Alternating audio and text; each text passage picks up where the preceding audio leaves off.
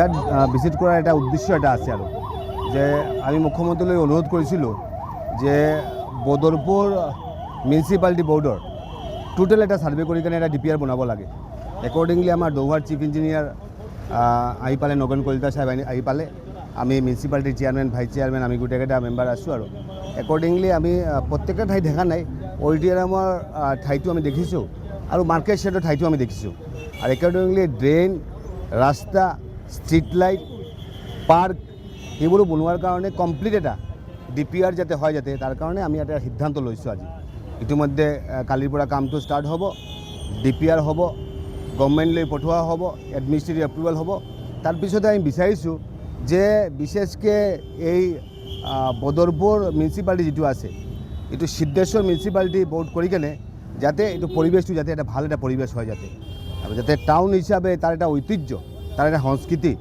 তাৰ এটা পৰিৱেশ, তাৰ এটা বাতাবৰণ যাতে আমি গঢ়ি তুলিব পাৰি তাৰ কাৰণে আজি বিশেষকৈ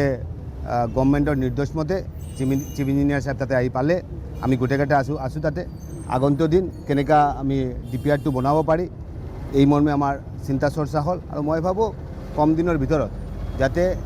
সিদ্ধেশ্বৰ মিউনিসিপালিটি বোৰ্ডটো কৰি কেনে যাতে তাতে এটা উন্নয়নৰ এটা বাতাবৰণ সৃষ্টি হয়, ভাল এটা পৰিৱেশ সৃষ্টি হয় আৰু টাউন হিচাপে যাতে আমাৰ এটা ঐতিহ্য, এটা অস্তিত্ব আমি যাতে ঘূৰাই পাওঁ।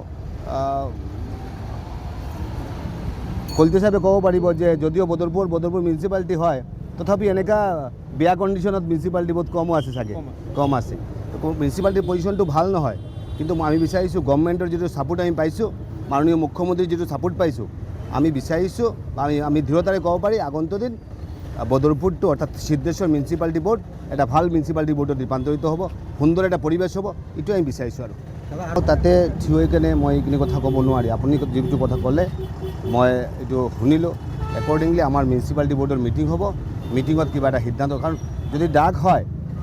যদি মিউনিসিপালিটি যদি ৰেভিনিউ যদি যিমান পাব লগা আছে নাপায় যদি তেনেহ'লে যি একশ্যন ল'ব লগা এজ পাৰ ৰুলছ যিটো একশ্যন ল'ব লগা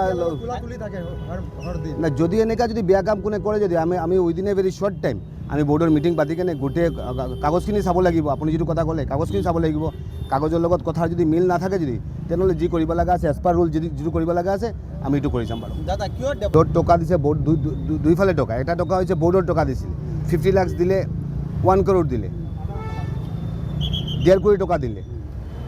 ডিভলভিং ফাণ্ড দিলে, কিবা ফাণ্ড দিলে, এইটো এটা স্পেচিফিক এটা ফাণ্ড দিয়ে আৰু এইটো আমি ডেভেলপমেণ্টটো বিচাৰিছোঁ এটা কমপ্লিট এটা ডিপিআৰ বনোৱাৰ কাৰণে। ভাল এটা অডিটৰিয়াম হওক, ভাল এটা পাৰ্ক হওক, ভাল এটা মাৰ্কেট শ্বেড হওক আৰু যাতে মাৰ্কেট এটা হওক, গোটেইকেইটা যাতে ড্ৰেইনখিনি যাতে ঠিকে হয়। আমাৰ প্ৰব্লেমটো কি হৈছে আমি যে ভগাই লওঁ এইটো কাৰণে আমাৰ ভুলটো হৈছে যে আমি 11জন মিউনিসিপালিটিৰ বোৰ্ডৰ আমি সদস্য হয়, আমি টকাটো অহাৰ পিছতে আমি প্ৰত্যেকে ভগাই ল'লোঁ যে নাই আমি 10 লাখকৈ আমি প্ৰত্যেকে ভগাই কেনে মোৰ সমষ্টিৰ উন্নয়নটো কৰিম। তাৰ কাৰণে কি হৈছে আমি কমপ্লিট কামখিনি কৰিব পৰা নাই। এই কমপ্লিট কামখিনি কৰিবৰ কাৰণে এটা অন্তত মানুহে যাতে আমাৰ ছিগনেচাৰ হিচাপে যাতে আমি আগন্তুক দিন ৰাখিব পাৰি তাৰ কাৰণে গভৰ্ণমেণ্টে যিটো চিন্তা চৰ্চা আৰু মই ভাবোঁ এই বদৰপুৰ সমষ্টি যিটো বা বদৰপুৰ অঞ্চল যিটো আছিলে এইটো আগতে উত্তৰ কৰিমগঞ্জৰ লগত আছিলে, এতিয়া কাঠিগড়ালৈ গৈছে আৰু কাঠিগড়ালৈ যোৱাৰ লগে লগে আমাৰ মুখ্যমন্ত্ৰীৰ এটা ফ'কাছ আহিছে উন্নয়ন কৰাৰ কাৰণে তেওঁৰ এটা ভিজন এটা আহিছে আৰু এইটো কাৰণে মই ভাবোঁ আগন্তুক দিন যাতে তেওঁৰ চিন্তা চৰ্চা তেওঁৰ ছাজেশ্যন লৈ কেনে আমি যাতে এটা ভাল এটা পৰিৱেশ সৃষ্টি কৰিব পাৰি এইটোৱে মুখ্য উদ্দেশ্য। ঠিক আছে।